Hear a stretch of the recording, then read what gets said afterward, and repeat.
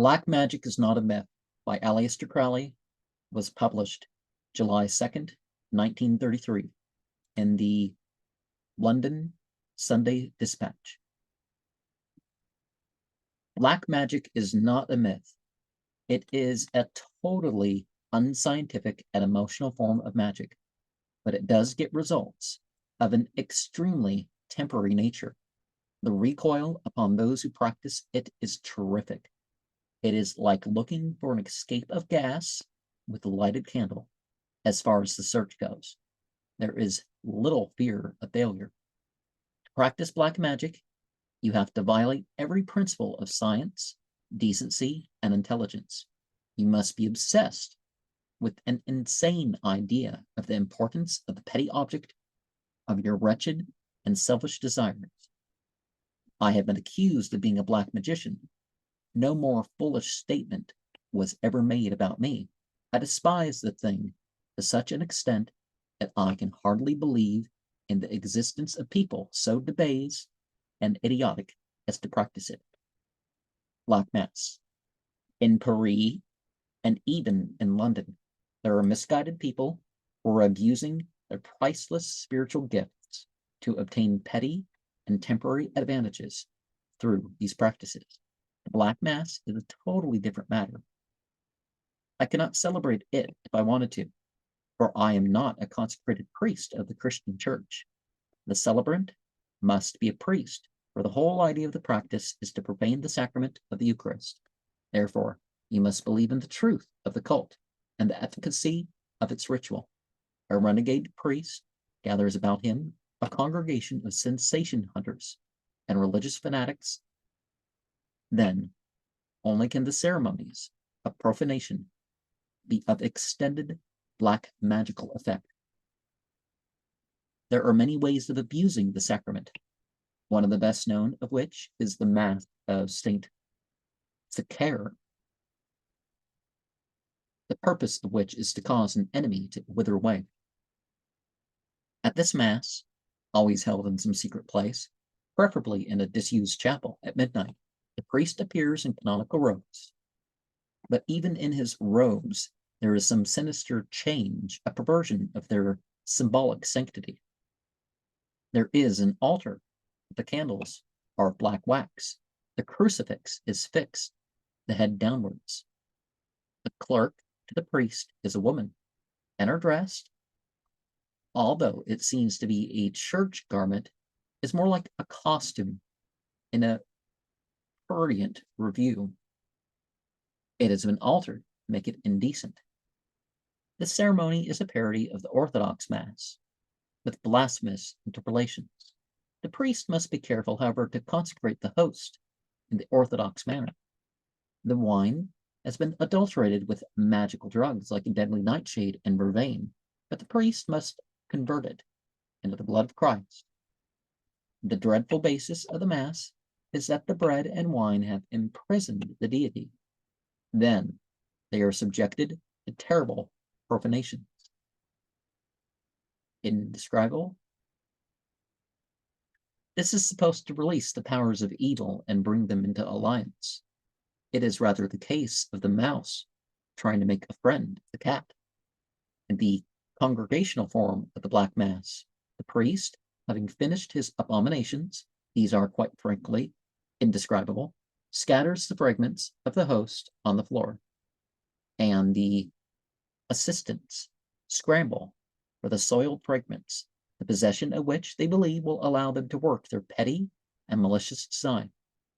My most memorable personal experience of the effects of black magic occurred when I was living in Scotland. The machinations of a degraded and outcast member of the order caused my hounds to die, my servants to become insane. The struggle lasted into the recoil of the current of hatred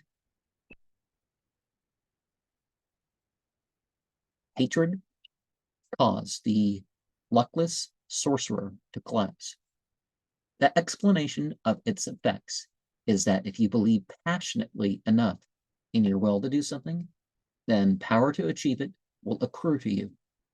My enemies say that the celebration of the Black Mass was one of the most innocuous of my activities in Sicily and in France. Why was he thrown out of both those countries, they ask. The explanation of why I left is quite simple and unsensational. I took a villa at Cepalù in Sicily for work and play. We began the day with family prayers. We occasionally celebrated a semi-religious ceremony known as the Gnostic Mass. Several people were my guests at the Abbey, made imaginative copy out of their visits. Then the fascists came into power and some foreign newspaper correspondents were asked to leave. And so was I. There was no rough turning out. I was treated with the greatest of courtesy. The reason I left Paris was that the authorities refused to renew my carte d'identité. No charge was made against me and no explanation given. Somebody I had quarreled with had gone to the authorities and succeeded in making them think that something was wrong. Spiritualism. Spiritualism, more correctly, spiritism, is not a form of black magic. Through their mediumistic acts, spiritists sometimes get hold of disintegrated pieces of the mental apparatus of a man or woman who has died recently. The apparatus has lost its guiding control, the spiritual side of a man, and it can be, and often is, taken by elemental spirits of evil and turned to any base use. Spirits are playing with malicious forces. Witchcraft is a more or less solitary form of black magic. By working herself into a diabolic ecstasy, the witch can achieve success in her schemes.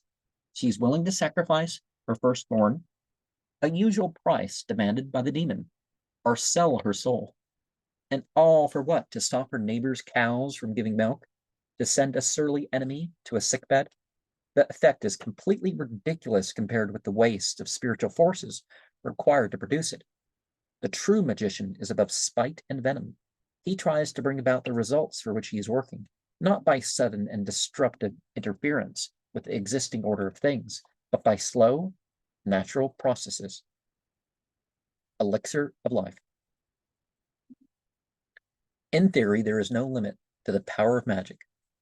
A magician is like a mathematician.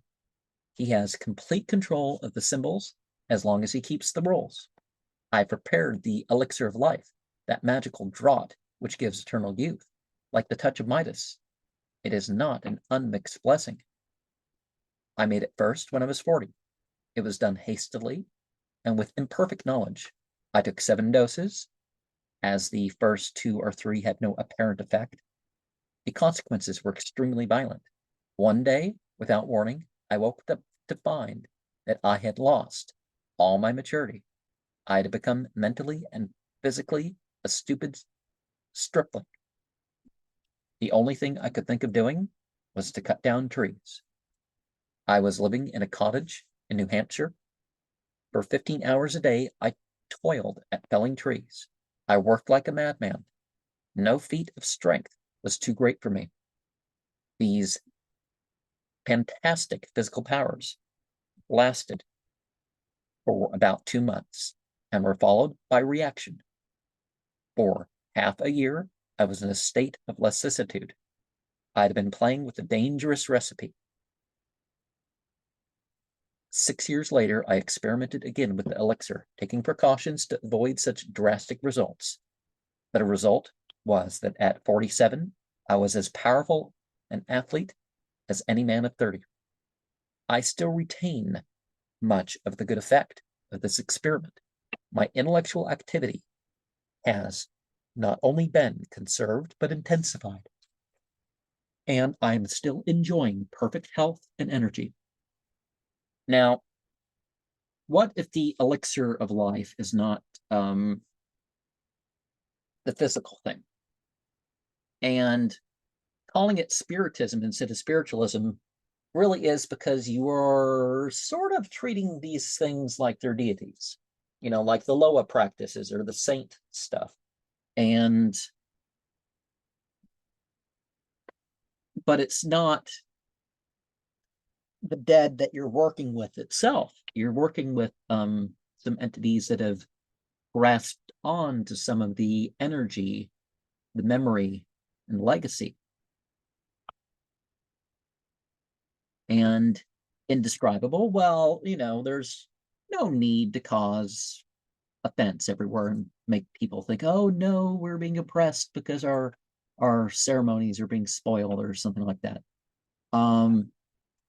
But one can be assured that some of the things that people do are disgusting or at least sexual.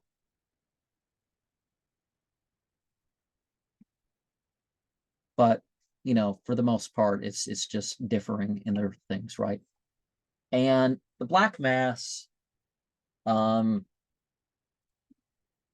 it doesn't have to be quite to this point, but it does take a certain level of belief to do blasphemy, right? If you believe enough in a path to blaspheme it and use that energy towards oneself, because experience could be in breaking that, right? And I don't like the way of using the term black magic as something moralistic, right? You look at black and white and the colors of magic and all that other stuff. Low magic is closer to what we'd call here, because black magic in Aleister Crowley's definition, we see elsewhere he talks about it's what interferes with the great work. But then again, there's a lot of operations you need to do to clear your way. So then it's not black magic. Black magic wouldn't be, it's not the same thing as anti-science, immorality, stupidity, or whatever. It's and you can use any group, right? And for some, a cross upside down, as we'd call it, the little T flipped upside down, wouldn't have a sinister meaning at all. It'd be some sort of victorious thing. And it'd be referring to, the respect in, okay, I don't even want to die that way. I want to, I'm not even worthy to die in the same way, that sort of thing. But one of the things that people say about sorcery is it's putting things to chance. So when you put it to chance, it can be like putting a flame around and looking for gas or to burn or something like that. It could be too much at once, or that sort of thing. But you got to not fear failure. That's sort of a secret being thrown in here. The current of hatred, I think that should say. And sorcerers, so ritual drug use. We do have mentioned that. And a semi-religious, it's totally religious, but it's just not. If religious is defined as the church, then it's not.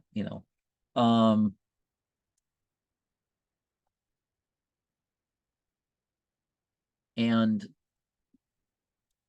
some people do dedicate their firstborn. There is that Jewish ceremony of the firstborn, and the idea is that you're paying off the right to keep your kid. So in a way, you're still doing the same thing to the same entities. And sometimes black magic in any sense isn't so petty or selfish or whatever. It's all this stuff is what people consider worthwhile. And people have been convinced of all sorts of poisons and stuff to take as part of the, their practices, and like they're going to have powers or would have power over the poisons or something. You do want to convince yourself of something, but you kind of maybe want to step away from certain undue risks. You don't want to get caught. You don't want to have the impact catch you. But is spirituality safe? Not completely. And life isn't completely safe either, so let's not pretend with that either. And perhaps it's freer. Perhaps it's safer overall.